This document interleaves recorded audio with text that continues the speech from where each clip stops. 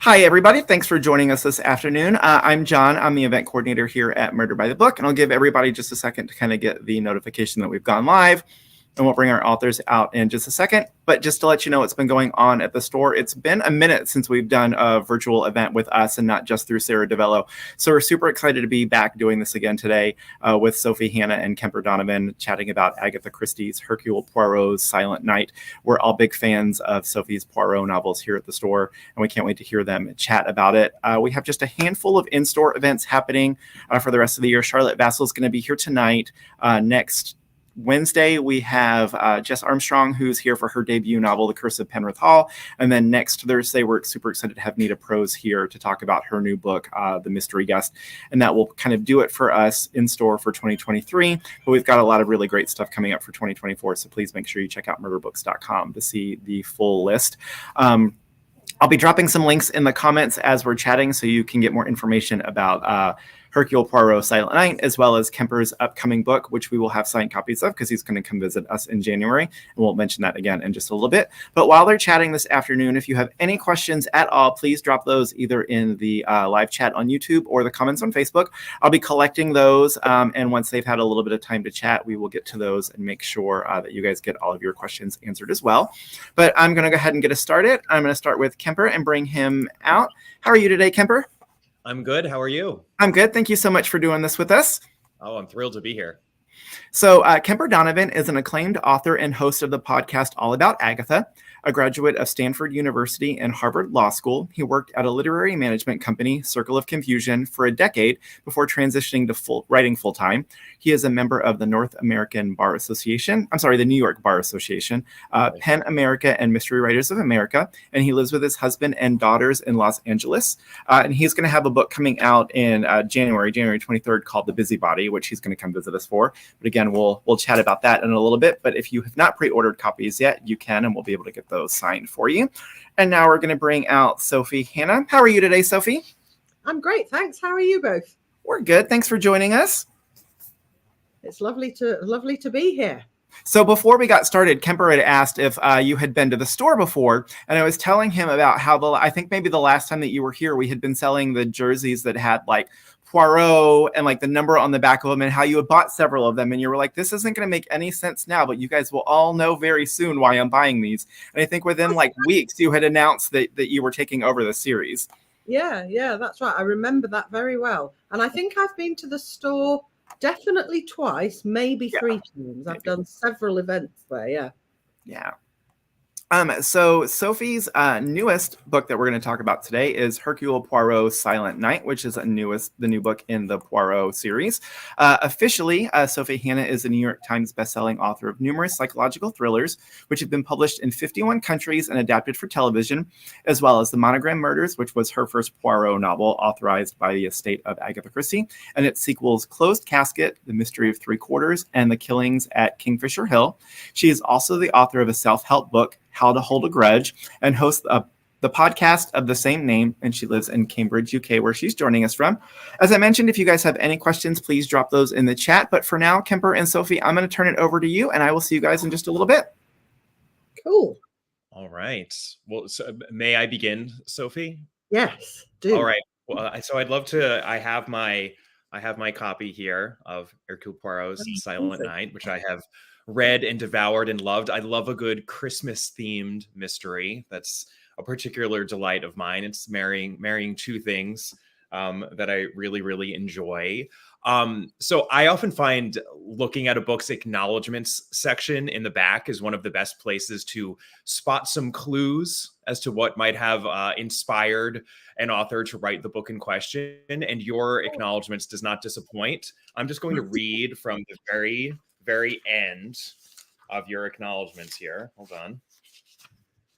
Last but not least, thank you to the Right Move website for inspiration, specifically for showing me a suspiciously cheap mansion on the Norfolk coast that turned out to be such a bargain because it's definitely going to be falling into the sea within 5 years. That is a really odd reference in your acknowledgments, and I think it's an excellent way of getting into the setup of this book, which is such a fantastic one. So can you explain what you meant by that in your acknowledgments? Yes. So basically, most of the action of Hercule Poirot's Silent Night takes place in a big house in Norfolk, which, for anyone who doesn't know English geography, Norfolk is in East Anglia, so it's in the east of England, and there's lots of it that's by the coast.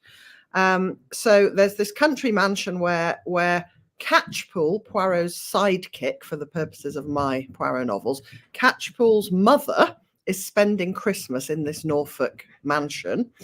And she summons Poirot and Catchpool to help her solve a mystery. But the house is threatened with coastal erosion. So one of the things Poirot and Catchpool discover as soon as they arrive and are tasked with solving this murder is that the house itself has an endangered life. So not only are we worrying that this murderer is going to commit further murders than the one he or she has committed already, but the house is also endangered and its life is at risk. And in fact, it's guaranteed, like the one I saw on the Rightmove website, this house is guaranteed to fall into the sea within the next few years. So running alongside the murder mystery plot is the desperation on the part of some people who live in the house to save the beloved family home, which of course can't really be done.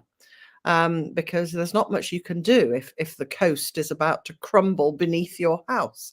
But it was inspired by, I was looking, Rightmove is the English equivalent of Zillow, and I was looking on Rightmove and I saw this house and I said to my husband, we've got to buy this house. It's amazing. And it's so cheap. And then he read the small print and it said, you won't be able to get a mortgage on this house because it will fall into the sea within 3 years. And I just thought that is the perfect setting for my Christmassy Poirot novel. I love that. And thank you for explaining what Rightmove is as well, because I was going to ask you to do that. Do you do that as well sometimes when you should be writing, that you just start looking at real estate in various places and window shopping, as it were, screen shopping? I do that as well. I'm addicted to property websites. I really am. And sometimes I take it too far and send off for details of houses and start thinking, right, well, maybe I'll live there and buy an equestrian small holding. And I can get very carried away. Well, so this book, in addition to being set in this fantastic place, this literally crumbling house, it features two brothers, Douglas and Jonathan Laurier, who are married to two sisters, Yes. Madeline and Janet Surtees, who of course become Madeline and Janet Laurier. Now, because I know you, Sophie, I know you quite well. I've known you for years now. Sophie has been on my podcast, All About Agatha, which is dedicated to Agatha Christie. Of course, she's been on there numerous times. I think you're my most frequent guest. Because I know you as well as I do, when I came across this by no means unprecedented familial situation, but unusual familial situation early in the book, I thought to myself, oh, this is very interesting, because Sophie's sister is in fact married to Sophie's husband's brother. We have a two sisters, two brothers situation here. I have even met Sophie's sister. That's how well I know her. So I hate to have to ask you this, given the dysfunctionality of the Laurier family and the Surtees family in this book. We get both sets of parents as well. Big cast of characters, robust cast of characters in this crumbling country house. Did you at all base the dynamics here on your own family?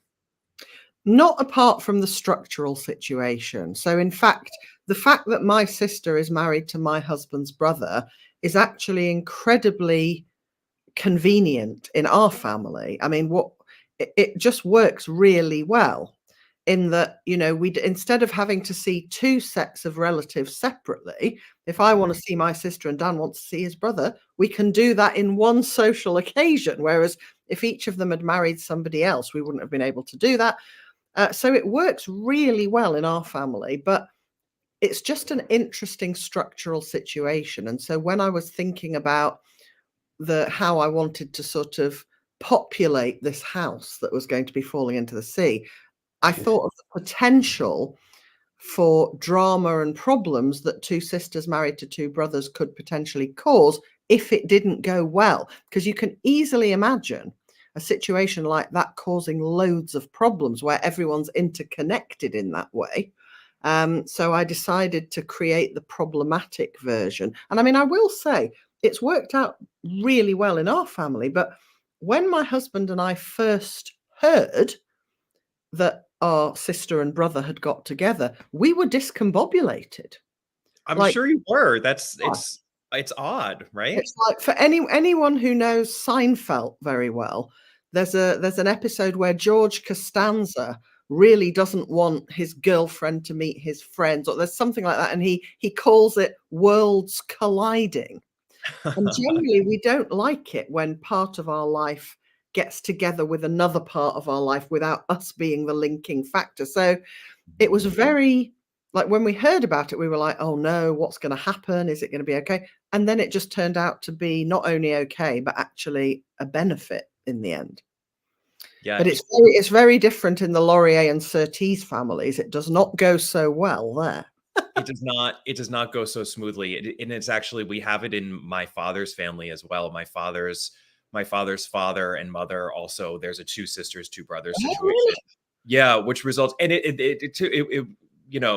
there's just a lot of interconnection, which can create some drama. But and I believe the term for the children, the issue of those are double cousins, because you end up being, it's like as related as you can possibly be without being siblings, which is kind of Which is interesting.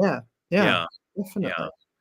Well, I'm glad that the only similarity is structural. That's That I is have to ask, have any of your family read the book or commented on the fact that you took that from life? Oh yeah, my sister read it and immediately got in touch and said, just checking, you are okay with us being together. And I was like, yeah, don't worry. I just thought it was, I often take things from real life as just like starting points, and then I add to them and make them weirder, more dramatic, more problematic. I mean, I don't know, what's your starting point? Because I know I've read your book and loved it. And I think that you, like me, have a real obsession with the mystery factor. Am I right about that? Is that what drives you as a writer and a reader of crime fiction, the specifically the mystery aspect? The mystery is definitely it's a big part of it. I mean, I think it depends. I mean, actually so my book, which is coming out in January, The Busybody, is set very specifically at really a very specific time, even though I'm not specific about the time in the book, unlike you, which is another question that I'm going to ask you about in a little bit. But in the US, there was this moment after the election in 2016, which is a very big, very fraught sort of election. Hillary Clinton, Donald Trump, no matter what what your political affiliations are, it was a big deal, that election. And after that election, there was this odd moment where there were photos being taken of Hillary Clinton, who had just lost, very, very publicly, of taking walks in the woods and just kind of sort of pondering. And it was just this odd, frozen little moment in time. And of course, me with my mystery brain, I thought to myself, well, that is a great setting, similar to your crumbling estate. I said, well, that seems to be a great milieu in which to throw a murder mystery.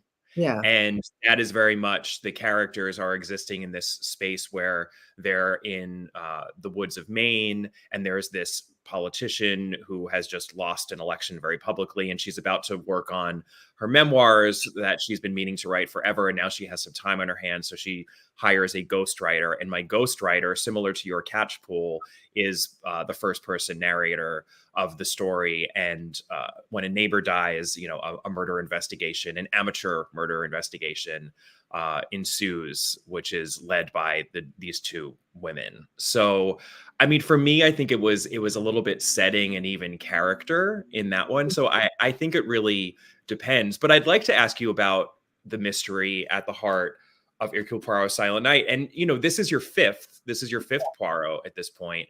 And I think a lot of them really do tend to be very high concept in a very Christie way. We've talked about this before, the Christie hook, which is bigger and bolder than I think most mystery hooks, than the hooks by, or the mysteries that most writers use within the genres. And I think this book strikes me as another one that's rather high concept. So I'm curious how that started and how specifically, other than the house, how you came to write this mystery. Yes, well, I will tell you, but I'm interested to know whether you think the high concept aspect is the solution or the setup. I think, I mean, sort of both, but the solution is very good. I'm so glad you said that. Of course, when you've got a very high concept solution, it's very hard to include the high concept hook in the pitch of the book, because the cleverest thing about Hercule Poirot's Silent Night is the solution. That was the first thing that occurred to me. So, I can't say, and it's really high concept and the concept is XYZ, because that's giving away the ending. So I had an idea for why somebody might commit a murder or murders in a way that would just never be find outable by anyone but a genius like Poirot. So Poirot obviously solves the mystery in Hercule Poirot's Silent Night. But when this idea occurred to me, oh yeah, somebody might commit either one or more murders for this reason, my next thought was, no one would ever solve that crime, because even though it's incredibly simple and straightforward, the motive in Hercule Poirot's Silent Night, you just wouldn't think of it. Like, you wouldn't, there's a way in which people approach thinking about solving murders, which involves making certain assumptions. And one of those assumptions would mean you'd never get the right answer. So it struck me as a very clever motive that was totally simple. When revealed, everyone would go, oh, yeah, makes perfect sense. But it would also be, I hoped, completely unguessable. And I just thought it was so clever. And I thought, as I did with my second Poirot, Closed Casket, those are the two that I had this thought about. I thought, if Agatha Christie had thought of this concept or idea, she would have written it for sure. Yeah. So started with the solution and then had to create the mystery and work from the mystery towards the solution. But it's sort of attacking, it's like attacking a fundamental assumption, which is what I think that's the power of it, where the assumption that the reader shouldn't make but does make is so fundamental that it's almost impossible not to make that assumption. And many of the best Christies also rest on that, where you, after the fact, you're like, oh, of course, I see what I see where I went wrong, and I see where she gave me the tools textually to not go wrong, but did. and those are for me the best mysteries, because you want to have that moment where you feel like the fool, or like you could have done better, even though you were trying your hardest. And that's the fun, because that's the challenge of a mystery, which is inherent to, and specific to that genre and no other. Yeah. And I think that's really true. So the thing I liked about my motive and solution in Silent Night is kind of structurally the same thing as what happens in Murder on the Orient Express. And I'm not going to spoiler the solution, but there's a fundamental assumption that everyone makes when you're trying to solve a murder, that everyone makes in relation to Murder on the Orient Express. And they shouldn't have made that assumption. Because they've made that assumption, they don't come close to guessing. So it's a bit the same with Hercule Poirot's Silent Night. Right. In a murder mystery situation, everyone assumes that X is the case, but it is not the case in Hercule Poirot's Silent Night. And it's only when you realize it isn't the case that you can solve the mystery, which no one would ever realize apart from Poirot, who works it out very carefully. Yeah. Yeah. But I'm interested in, like, what I know, because I'm an avid listener to All About Agatha, your brilliant podcast. I know how highly you prize those, what you call the sort of extra special Agatha Christie novels, where there's an element of a sort of almost detachable concept. You could almost tell someone, and the concept is this. And even if they didn't know anything else about the story or the characters, they'd be able to go, oh, that's so clever. Yes. And you love that in Agatha's work. So how important is that for you in your own writing? Are you always looking to find something like that? Or would you say you're not trying to sort of emulate Agatha in that specific way? I don't think that I yet, because The Busybody is my first mystery. I published one non-mystery novel before that, before the podcast, really. And it was the podcast that sort of showed me what a rabid mystery fan I am, so that I owed it to myself to write a mystery. And The Busybody was the result of that. And it's the first in a 3-book series. So I've actually written the second, and I'm thinking about the third. I don't think I yet have the courage to attempt one of those gonzo high concepts, as I sometimes call them on the podcast.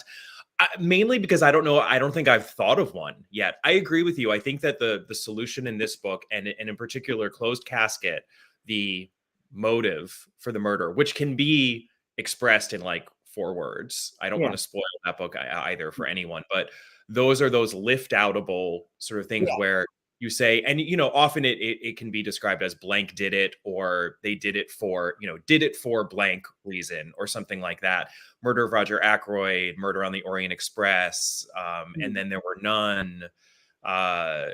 Those are some of the Christies where I think she manages to latch onto those concepts and then execute them brilliantly as well. I never want to downplay her execution of those concepts. But so no, I haven't done that yet, but I would like to.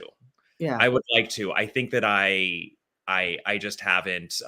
Maybe it's a bit of a confidence thing, or I just have to, think of a good enough idea, because it's daunting. Sometimes it feels like everything has, every idea has been thought and written, but of course that's not true. And sometimes just the slightest tweak, or whatever, you're just like, oh my God, brilliant.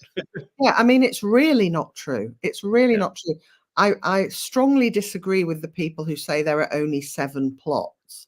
I mean, that might be true if you distill every plot down to its really kind of most basic level, but there's so many different stories that haven't yet been told. I'm writing a crime novel at the moment where there's just this incredible twist, which hasn't, I hope, been done before. When I get a really good idea for a twist or a hook or a solution, my first worry is, surely this has been done before.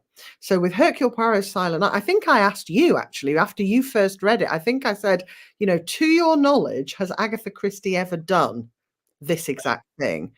And she hadn't. She'd done things which in some way were structurally similar, but not this specific one. Which I was relieved about. And same with Closed Casket. When I thought of the solution to that mystery, which again was the first thing I thought of, I was like, surely someone has thought of this, but I don't think they had. Yeah. Which is still just blows my mind that No, it's true. And I think that, I mean, the funny thing is that I not constantly, but I get regular people who get in touch with me for the podcast saying, well, Agatha Christie didn't technically do, for example, the high concept in The Murder of Roger Ackroyd first, or in Murder on the Orient Express, and then there were none. And that might be true, but I think it's a combination of something that hasn't been done a lot, that hasn't been done to death, and that then you do excellently.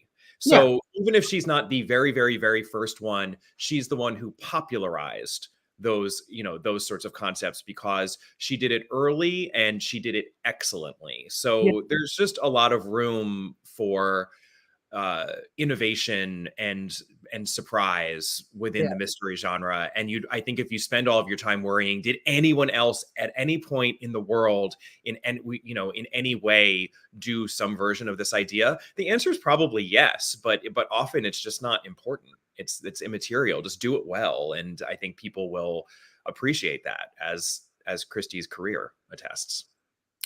Yeah, do you know, I'm a bit, so for me, for my writing, I'm a bit more perfectionist than that. So it's fine if I'm not the first person to do something, but if I think I am, so for Silent Night and Closed Casket, I was pretty sure that no one else had done that thing. And if I suddenly found out someone had, even if only 4 people had read it and it was 70 years ago, I think I might be a bit disappointed. Sure. I understand the disappointment, but I don't think it takes away from. No, it doesn't take away from.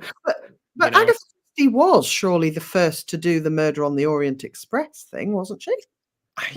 There are always. I wish that I had the sort of arcane kinds of stories that people sometimes come up with, where they say, well, there was this one element of a story in 1910 that.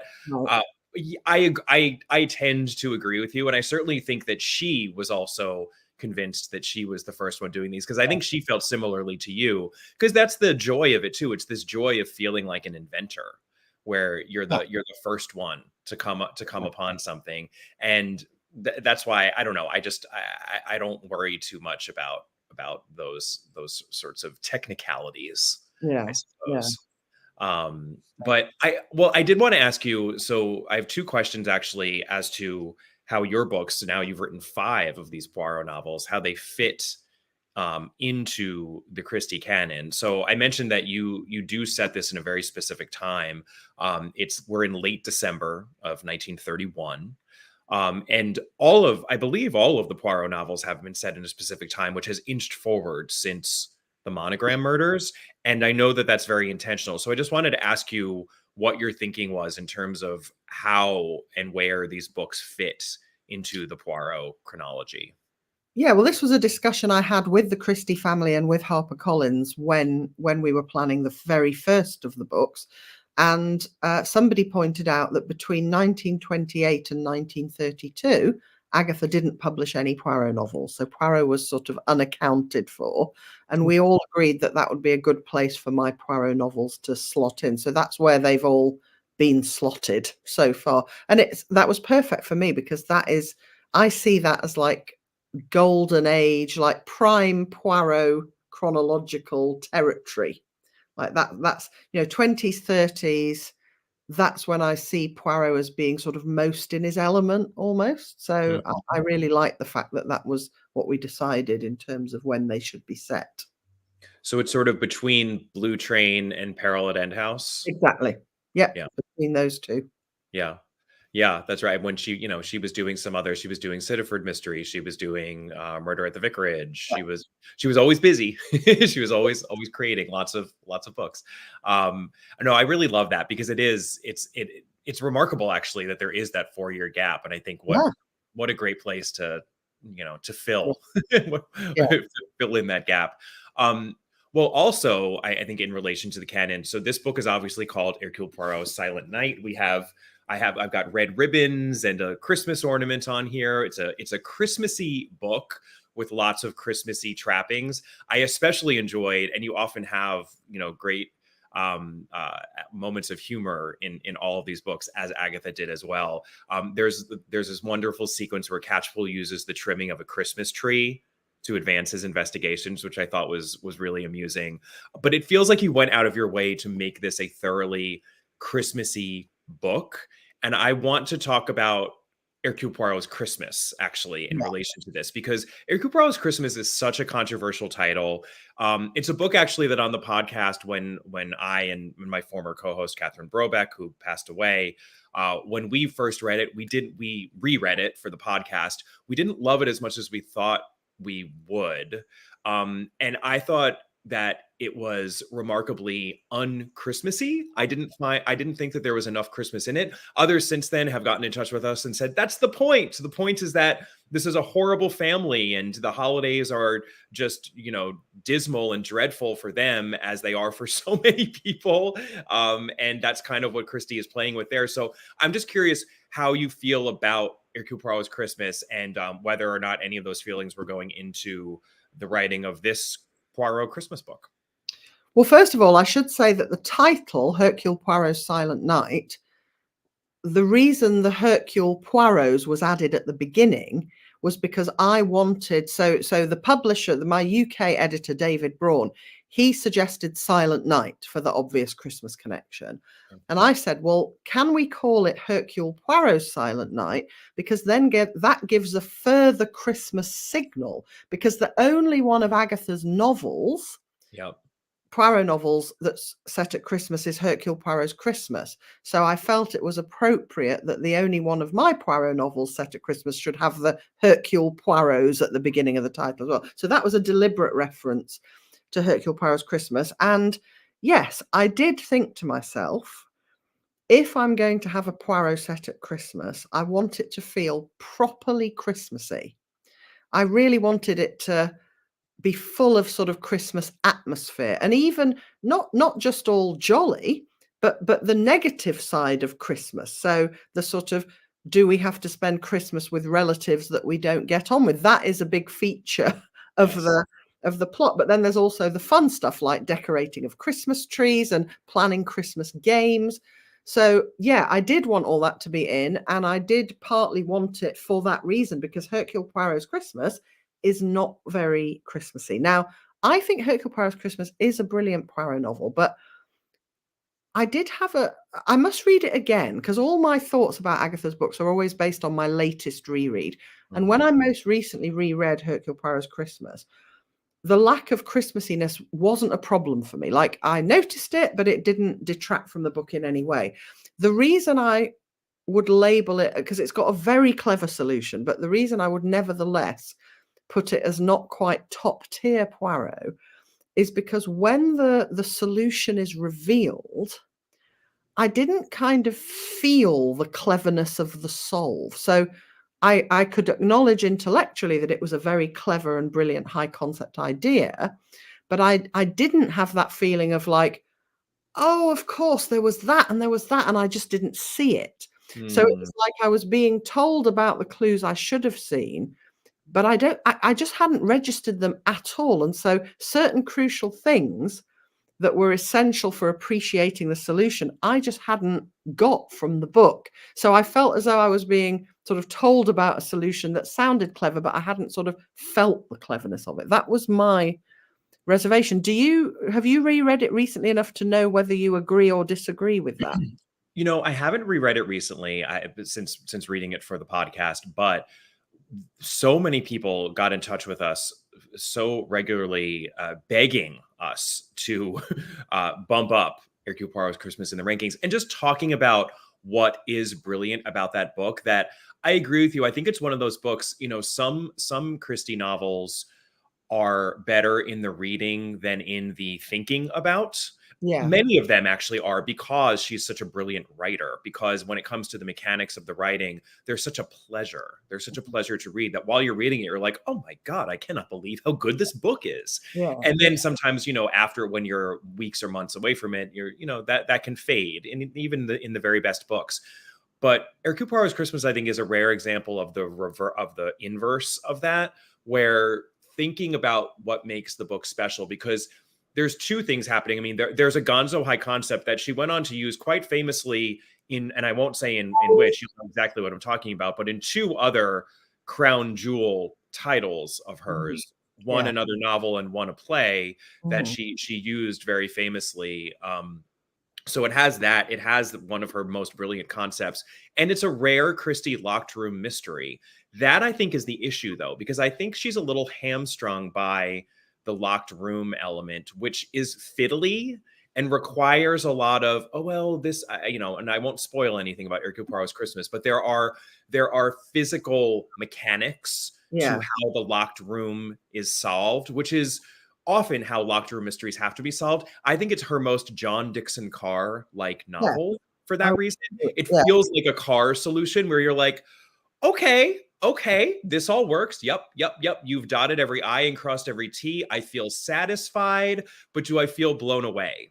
And often you feel blown away when you get to the end of a Christie. And I think that's because she often is doing it on a character level, and there's an elegance to the solution that does not hinge on physical mechanics. I think also for me, it's the who turns out to be the murderer. Although I could see the cleverness of it, I was disappointed by who turned out to be the murderer because of what I'd been thinking about that character previously. Maybe it was I didn't feel I'd had enough of a chance to suspect that character, or was invested enough to care enough to suspect that character. So there was a bit of that. There was just something I remember vividly, because I was staying at my husband's dad and stepmom's house when I finished it, and it was over Christmas. I was sleeping on a very uncomfortable sofa bed, and I finished it in bed one night. I remember thinking, oh, that's so clever, but I just didn't feel the cleverness of it. Yeah. And I've started to realize, I don't know whether you're the same, but the more crime fiction I read, the more I realize that whether I love it, quite like it, don't like it so much, the extent to which that depends on whether I feel the solve or not Mm-hmm. It's huge. So the crime novels I love most are the ones where, as the solution is revealed, you actually get almost like a physical sensation of like, oh, I can actually feel my understanding of everything turn around and it all clicks into place. And you go, oh, and that's what I call feeling the solve. And if I read a crime novel and don't feel the solve, then it's only ever going to be a quite like rather than a love. Yeah. And it doesn't have to hinge on a gonzo high concept, actually. Like sometimes, because that's where I think often character is the reason why you get the feel the solve sort of sensation and that clicking into place. Because again, and anyone who's listened to the podcast, I've said this so many times, but some Christies don't hinge on character in the solve, but I think a lot of the very best ones do. And that's why Five Little Pigs, for example, which is our #1 ranked Christie title, the solution of Five Little Pigs is not mind-blowing. It's not, but it is steeped in character. And when you get to it and you realize, oh, of course, that is who these people all are. And that is what has been happening this whole time. And oh, how unusual and interesting. But I feel that this is right. And that is what was going on. And I should have thought of it. Or, oh, how clever I was to have thought of it 2 seconds before Poirot told me. But if it's not steeped in character, I think it's really hard to feel the solve. And I think that Hercule Poirot's Christmas is also one that it's a miniature version for me of the reread issue that I have with Murder on the Orient Express. So when Catherine and I reread Murder on the Orient Express, we were like, this is Murder on the Orient Express. This has to be a top 10 Christie. It just does. There's the concept is so brilliant. It's so important to the canon. It just has to be in the top 10. But rereading it is rough because once you know that, for me anyway, and I believe for Catherine as well, once you know what that concept is, because it's not as steeped in character. I mean, it is to a certain extent, but it's really steeped in incident and in the audacity of the concept that for me, it was not as satisfying of a reread as the character steeped books such as Five Little Pigs or Evil Under the Sun or Endless Night or something like that. And I think we have this little bit of the same issue with Hercule Poirot's Christmas. And in the same way, though, I was adamant that it had to be in the top third of the canon. So it now sits, I know this without consulting it, the ratings grid, it sits at 22 of 66. I got it right in there in the top third. That feels right, I think. Yeah. That feels appropriate. Yes. Yes. So I was going to say, are you already writing the second book in your Busybody series, or I have actually finished the second book? Amazing. Yes, I handed it in the day before Thanksgiving, big day of Thanksgiving prep last week. It was very joyous to be able to just press send and then go dress the turkey or whatever I was doing. And so that will of course come out in a year's time. And then I have to start work on the third one, which I actually, I've been thinking in the back of my head about one of your questions that you asked as we've been talking of, whether or not I have high concepts. And if I'm lucky enough to do more books in the Ghostwriter series, I'm calling it the Ghostwriter Mystery Series. I do have one that I want to do that has a very high concept hook to it, but it's not going to be the third one and it's not the second one either. So someday I will hopefully create one of those high concept mysteries and I'll let you know when I do so that you can tell me if I succeed. Because I'm a complete high concept junkie, but why isn't it going to be the third one? Because for me, if I had whenever I'm choosing what to do next, the highest concept always wins. I'm a bit of a high concept addict. So what made you decide not to do it as the third one? There's a little bit of a serialized story happening in this mystery series. And I've sort of figured out, which is very tricky. I'm bringing everyone here behind the veil, but I have a 3-book guarantee for this series. And I needed to figure out how can I write 3 books with a satisfying ending that is not an ending in terms of where these characters, and I figured that out. So in a way, the high conceptness is going toward that, sort of serialized story in the background, which is important to me. So that's really the only reason why. Otherwise, you're absolutely right. I would be jumping at just inserting the high concept into book number 3. Okay. And what's the premise of book number 2? Well, so book 1, so my innovation, by the way, there is a little innovation on a mystery series that I did for this ghostwriter series. I mentioned that in book 1 we have a female ghostwriter and female politician who sort of team up and are an amateur sleuthing pair. The ghostwriter, who is our first person narrator, like Catchpool, is very much the sidekick character. She is the one who is going to travel from book to book. So she's going to be teaming up with different detectives in completely different settings in future books. So book number 2 takes place almost entirely on a cruise in the North Atlantic.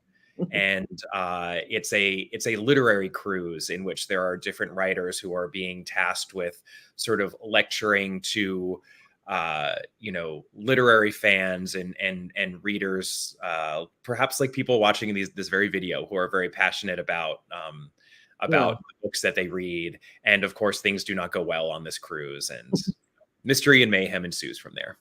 Is there a title yet? There is. The title is Loose Lips.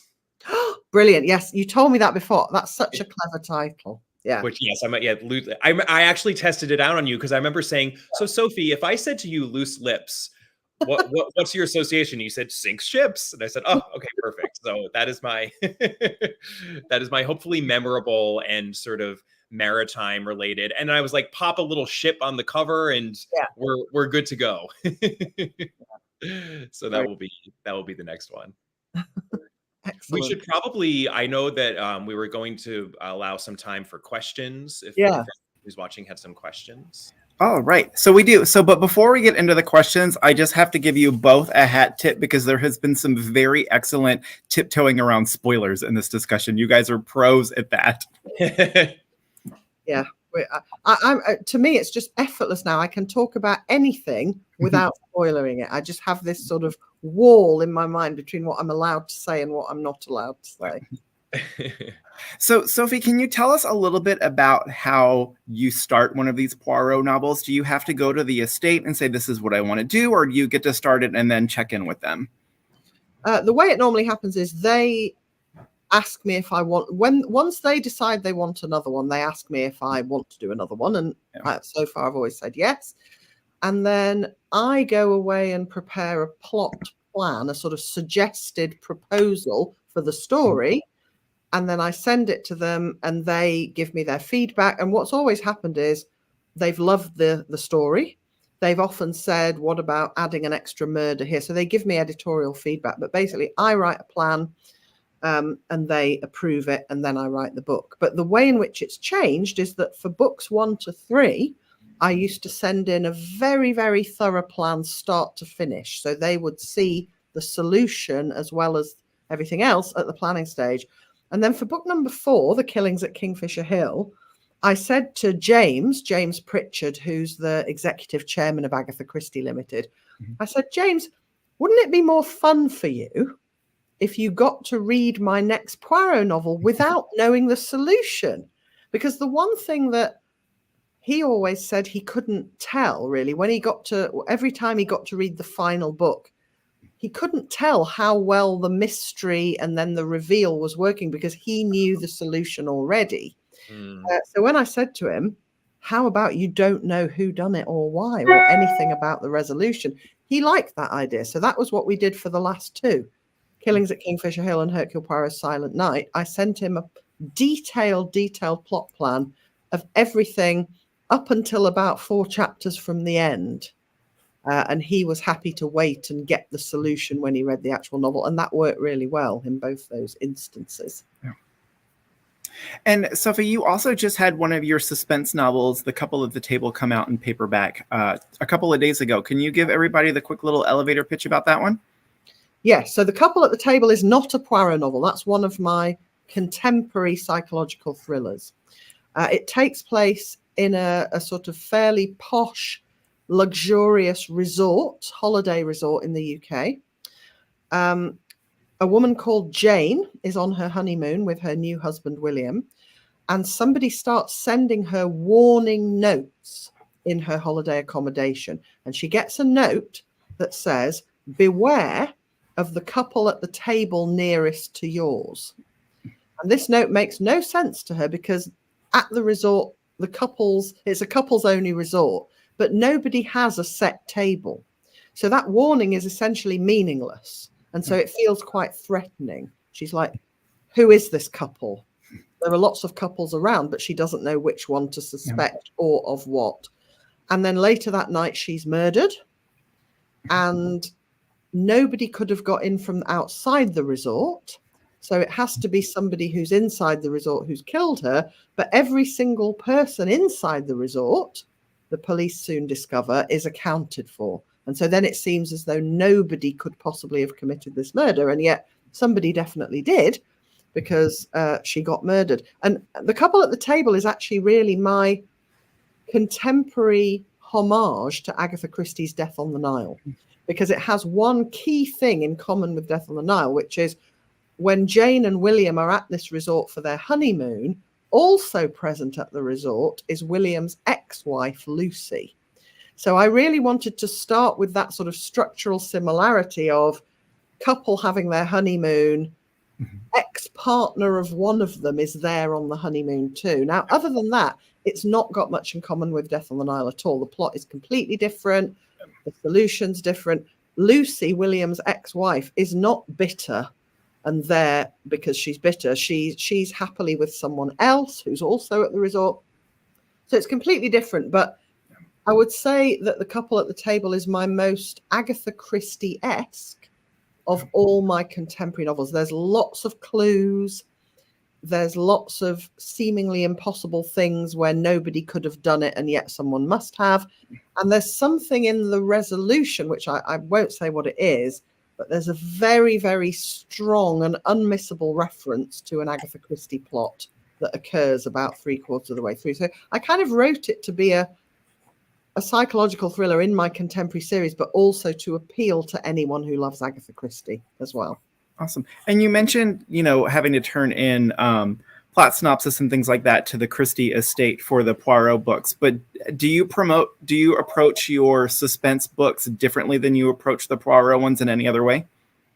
Not really. I mean, the only difference is I still do a meticulous plan. I'm a big planner.